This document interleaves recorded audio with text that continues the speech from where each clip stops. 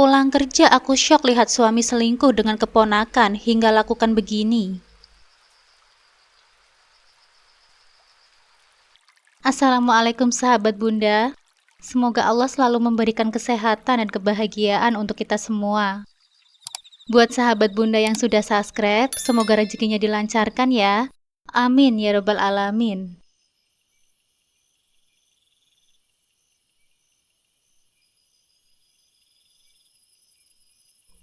Kehidupanku mungkin tampak baik-baik saja dari luar. Sebut saja namaku Dewi. Seorang wanita yang sedang ikut membantu perekonomian keluarga dengan bekerja di sebuah pabrik sepatu. Sementara suamiku sendiri, Rizky, selalu tampak sempurna bagiku, meskipun dia hanya bekerja sebagai satpam di sebuah bank. Kami menjalani hidup seperti kebanyakan orang, namun nampak begitu monoton, karena sampai saat ini, kami belum dikaruniai seorang anak. Pagi itu, sama seperti pagi lainnya, aku selalu bangun saat alarm untuk sholat subuh berbunyi. Aku menyiapkan nasi goreng, sarapan sederhana yang kami nikmati bersama sebelum berangkat bekerja.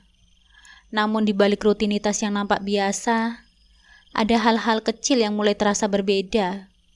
Perubahan-perubahan kecil yang awalnya tidak kusadari, namun kini membuatku mulai merasa ada yang tidak beres. Setiap pagi, aku bergegas menuju halte bus untuk berangkat ke pabrik sepatu tempatku bekerja. Pekerjaanku sebagai tukang cek sepatu mungkin tidak bergengsi, tapi aku bangga karena bisa mandiri. Aku memeriksa setiap sepatu yang keluar dari jalur produksi, memastikan semuanya sesuai standar sebelum dikirim ke toko-toko.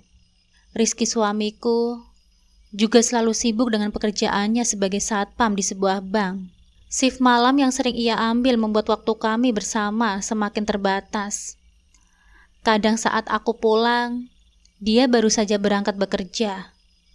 Dan saat dia pulang, kami seperti dua orang asing yang tinggal di bawah atap yang sama.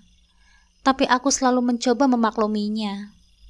Pekerjaan memang menuntut pengorbanan, pikiran. Itulah bagian dari tanggung jawab kami sebagai pasangan. Hari-hari kami berjalan tanpa banyak kejutan. Aku bangun, pergi bekerja, pulang, dan menunggu Rizky. Semuanya terasa normal, seolah tak ada yang perlu dirisaukan. Namun perlahan-lahan, sesuatu mulai terasa ganjil. Setiap kali Rizky pulang larut malam, ada sesuatu yang berbeda. Wajahnya tampak lelah, tapi bukan karena pekerjaan. Ada hal lain yang membuatku bertanya-tanya. Ia lebih banyak diam. Seringkali hanya menjawab pertanyaanku dengan singkat. Awalnya aku berpikir bahwa ini mungkin efek dari kelelahan bekerja shift malam.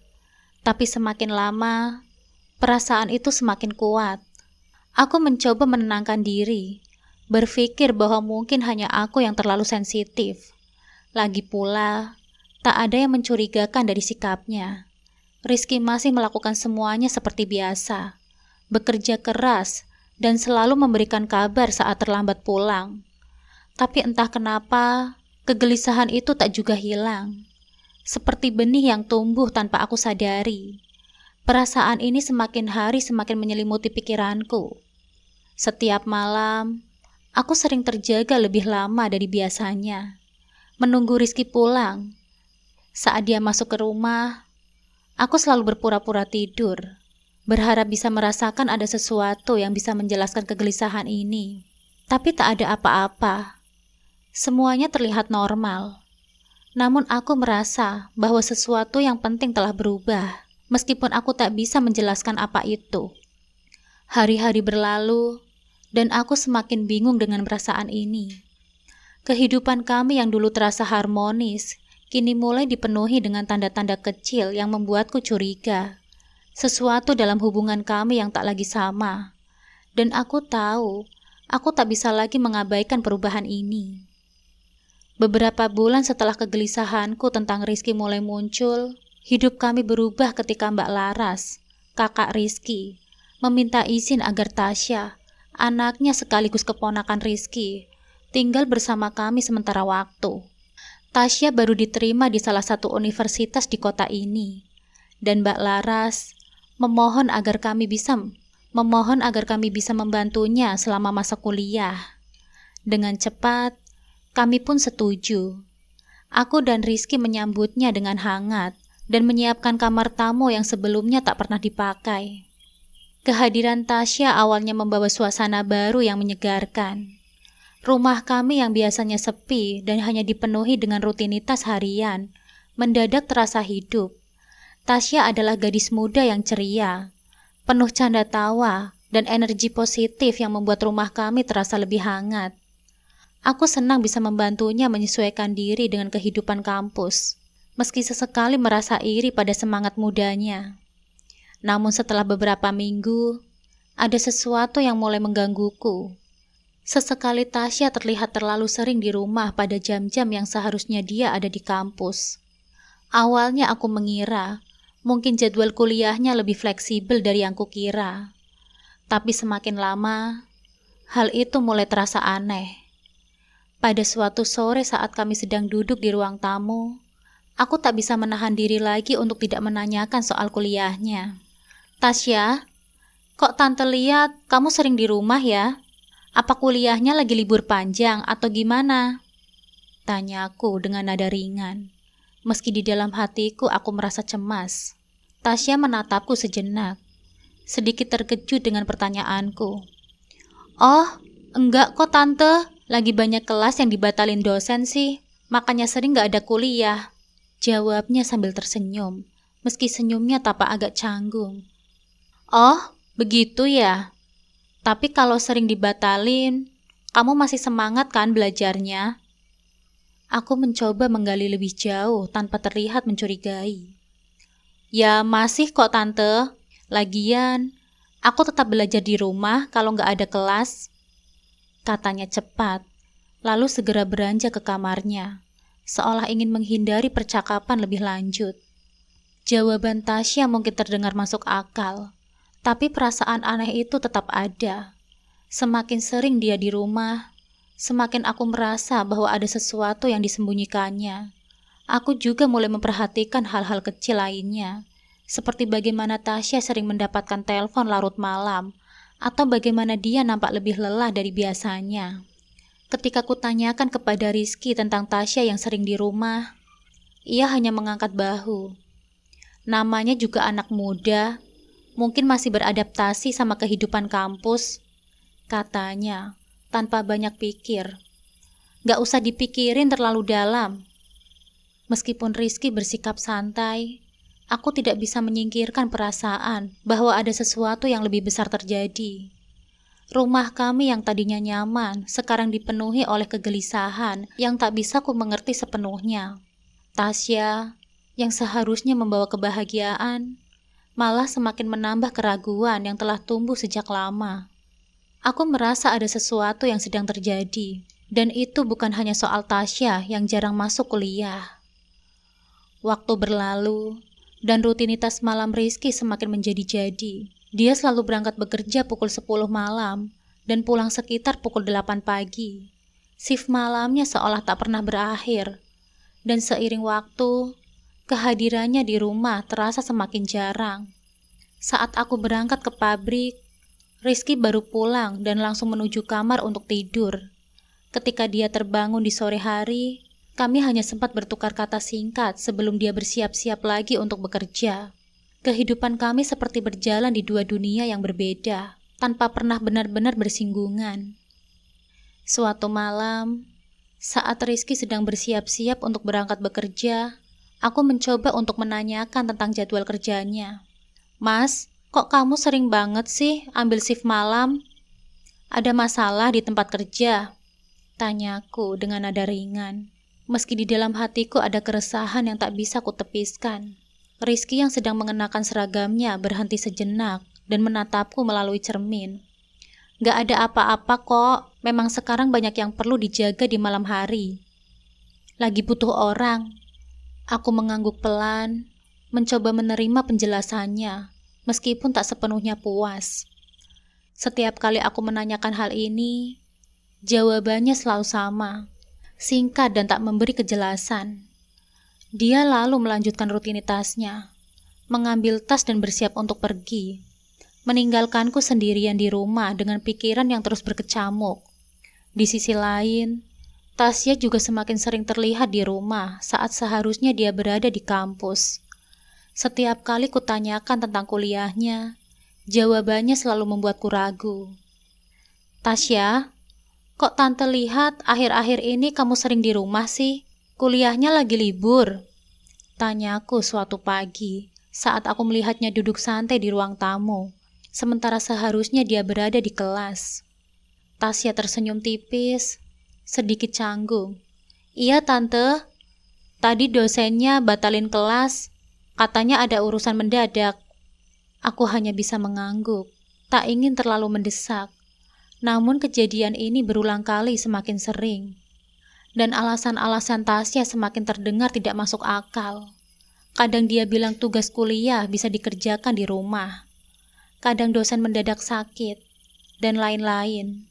Seiring waktu, aku mulai meragukan kejujuran keponakanku itu. Sore itu, setelah Rizky bangun dari tidurnya, aku mencoba membicarakan hal ini dengannya. Mas, aku perhatiin Tasya sering bolos kuliah. Kamu pernah nanya nggak ada masalah apa? Tanyaku saat kami sedang duduk di meja makan. Rizky yang sedang menikmati makanannya nampak sedikit terganggu. Mungkin dia lagi adaptasi. Kuliah kan nggak gampang, apalagi baru pindah ke kota besar. Tapi ini udah sering, Mas. Aku khawatir dia malah nggak serius sama kuliahnya. Ujarku, mencoba menahan nada khawatir dalam suaraku. Rizky meletakkan sendoknya dan menatapku dengan serius. Tasya anak yang pintar. Jangan terlalu khawatir, kita kasih dia waktu. Aku hanya bisa menghela nafas pelan. Mungkin benar yang dikatakan Rizky. Tapi firasatku tak pernah bisa sepenuhnya hilang. Ada sesuatu yang terasa tak beres. Baik dari sikap Tasya maupun Rizky. Entah kenapa, aku mulai merasa ada hal yang mereka sembunyikan dariku. Tapi aku tidak tahu apa. Malam itu, ketika aku pulang kerja lebih awal dari biasanya, suasana di rumah terasa berbeda. Saat membuka pintu, aku mendapati Tasya sendirian di ruang tamu, duduk sambil mengulir layar ponselnya. Rizky masih tidur di kamarnya setelah shift malam yang melelahkan. Aku melangkah masuk dengan senyum, dan Tasya menoleh, membalas senyumanku. Tapi ada sesuatu yang aneh. Senyumannya terlihat biasa, tapi tatapannya membuatku tidak nyaman. Seperti ada sesuatu yang ia sembunyikan, tapi aku tak tahu apa. Kami berbicara seperti biasanya. Tasya bercerita tentang kuliahnya, meskipun jawabannya terdengar terlalu umum. Ketika aku bertanya lebih dalam tentang tugas-tugasnya, ia hanya tersenyum tipis, seakan-akan berusaha menghindar dari percakapan itu. Ya, tugas-tugasnya nggak terlalu sulit sih tante, lagi nggak banyak, jawabnya sambil memainkan ujung rambutnya. Aku mengangguk, meskipun dalam hatiku mulai merasakan ada sesuatu yang salah. Tasya jarang pergi ke kampus, tapi dia selalu punya alasan yang terdengar masuk akal. Aku mencoba menepis kecurigaan yang perlahan-lahan tumbuh dalam pikiranku. Meski semakin sulit, malam-malam berikutnya, Tasya semakin sering terlihat di kamar tamu. Kadang duduk sendirian dengan wajah serius, dan kadang dia terlihat sedang berbicara di telepon. Aku tak terlalu memperhatikan awalnya, hingga suatu malam, ketika aku terbangun untuk mengambil air minum, saat berjalan ke dapur, aku melewati kamar tamu dan melihat Tasya berbicara dengan seseorang di telepon. Suaranya pelan, tapi cukup jelas untuk kudengar. Iya, aku juga kangen kok. Nanti seperti biasa ya sayang. Tasya terdengar manja, nadanya penuh keintiman.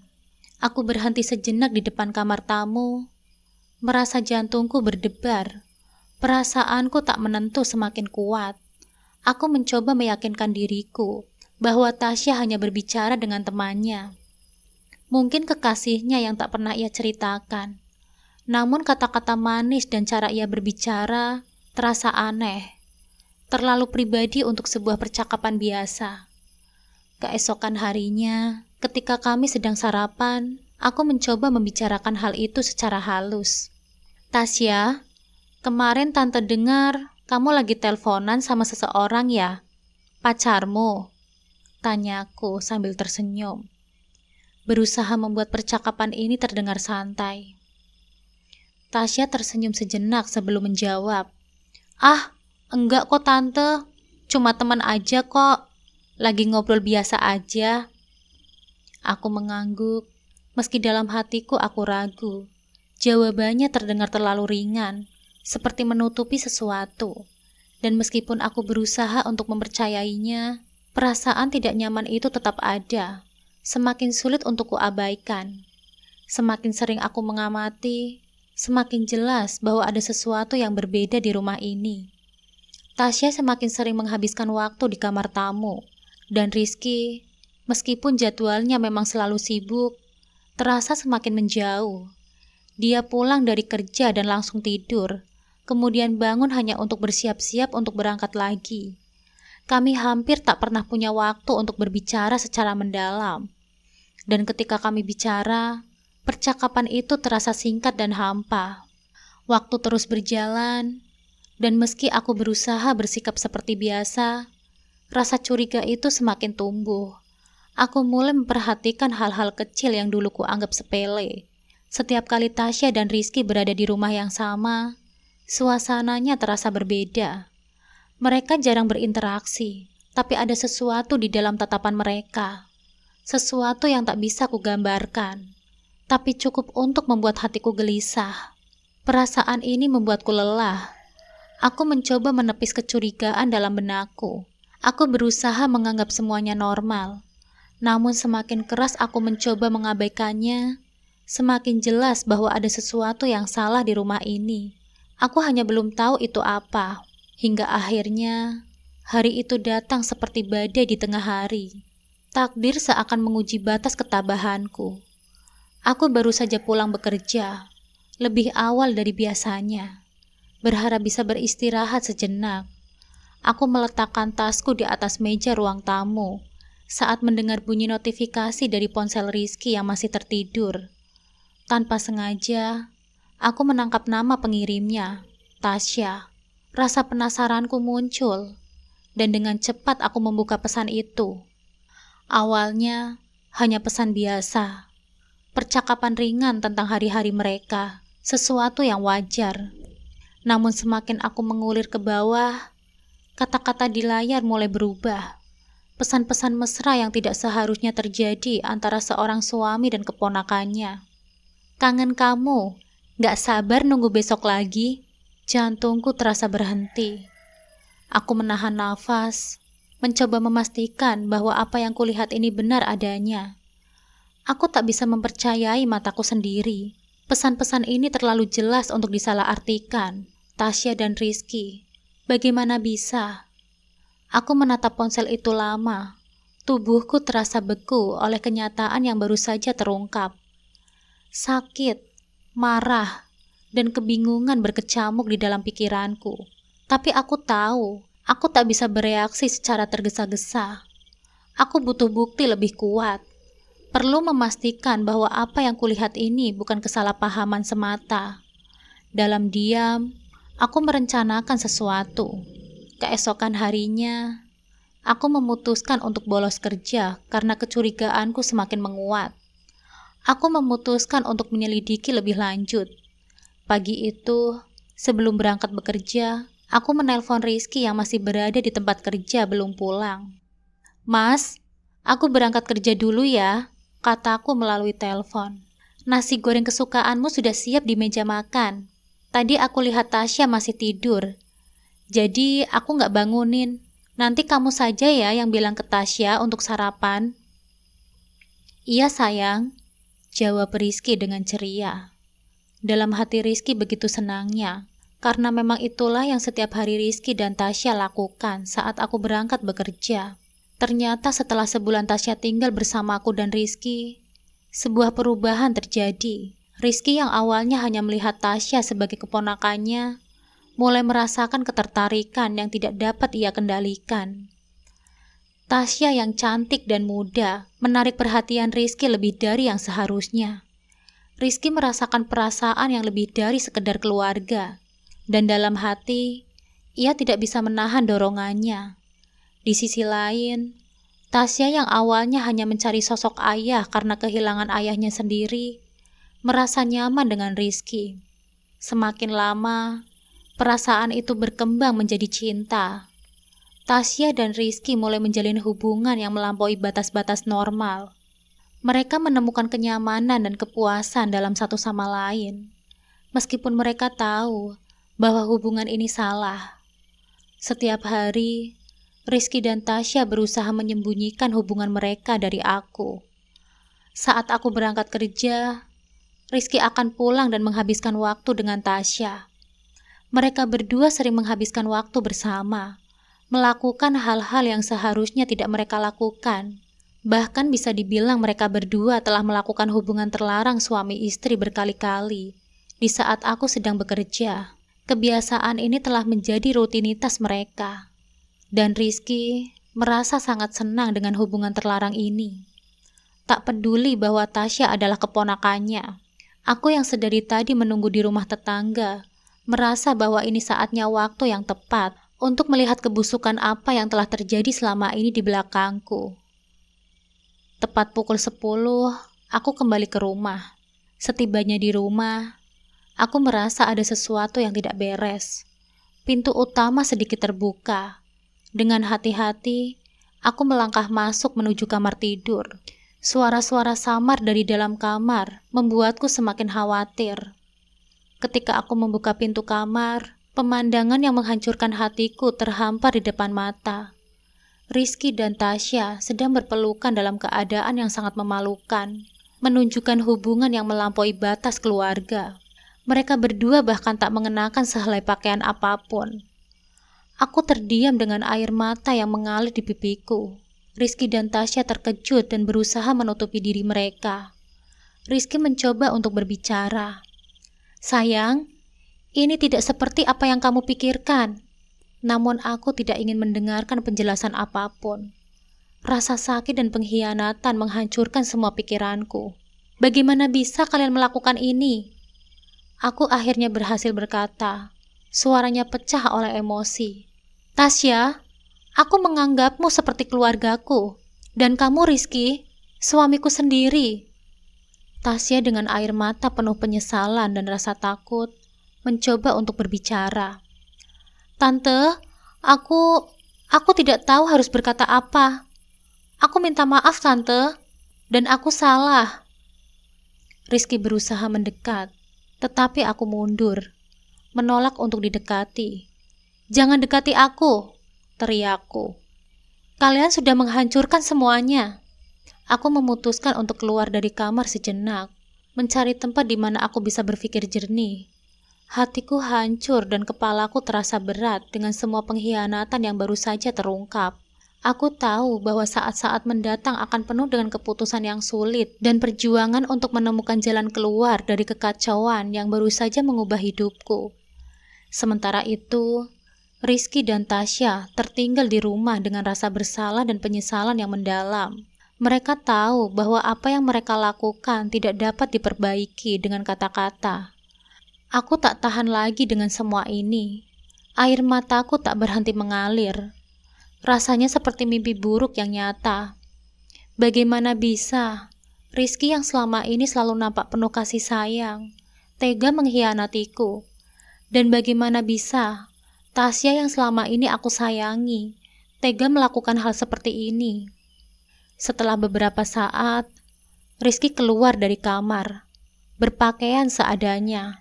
Dia berlari mencariku dan berhasil menemukanku. "Sayang, dengarkan aku.